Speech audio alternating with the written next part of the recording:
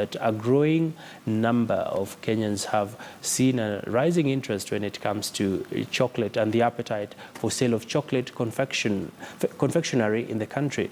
But as many are thinking what brands to get their loved ones, Samuel Ayany saw a niche that calls for European pastries. From a humble start, his business is now turning over a tidy sum every year. Ashley Mazuri tells us just how that cookie crumbles in the business adventurer.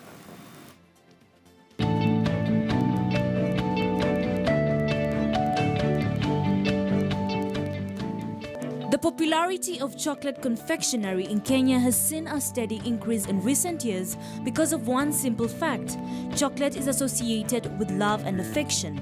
Trade in chocolate earns corporate millions of shillings every year, but at the local level is only just beginning to gain traction. Samuel Ayany studied hotel management in school, but soon after found himself focusing on just European pastries, making them straight out of his kitchen.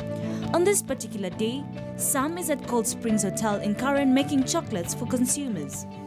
I started this way back in 2007 when I went to France to study hotel management. And afterwards I saw that that's not what I wanted to do. So I ventured into pastries. I went back to school and did 1-year course back in 2010. And I did a 1-year course and worked in France for around 2 years. Then came back to Kenya in 2014 and decided to do it on my own. Because I found that in the Kenyan industry, it's not all about being homemade. You know, most of the things are maybe you can get them in the big hotels and the big restaurants, but I decided let me make it better for the middle class people. Let me make it available for each and everybody. Cakes, eclairs, pistachios, pastries, macarons, you name it. All products that can be made by Sam in his kitchen. But can anyone make chocolates? When it comes to the cocoa, the original chocolate is from cocoa now. It's divided into the dark chocolate, the milk chocolate, and the white chocolate. So okay, it's a bit complicated, but as long as you've done it, like for the dark chocolate, you have to melt it first of all at 50 degrees. Bring the temperature down to 27 or 26 degrees and then mount it up to 30 degrees maximum. And now from 30 degrees, now you can start working with the chocolate. So the temperatures vary from the milk chocolate to the white chocolate. The white chocolate, because it has a lot of fat, the temperatures have to be lower when you're using it. So when it has come down, it means now the butter content of the chocolate and the solid bit, which is the cocoa, have come together. So now that also gives it a shiny aspect, and it's easier for you to unmold it. Sounds pretty complex. Here is another method. What you can also use is a water bath.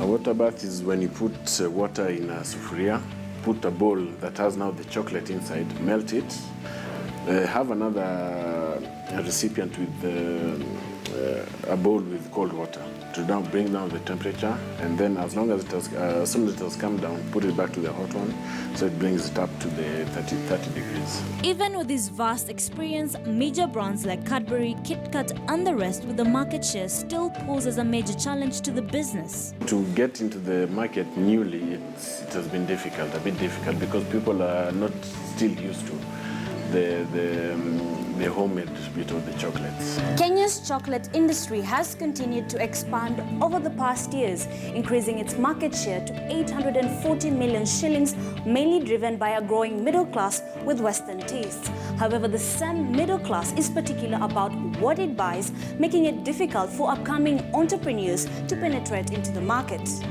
I am Ashley Mazuri, and this is The Adventurer.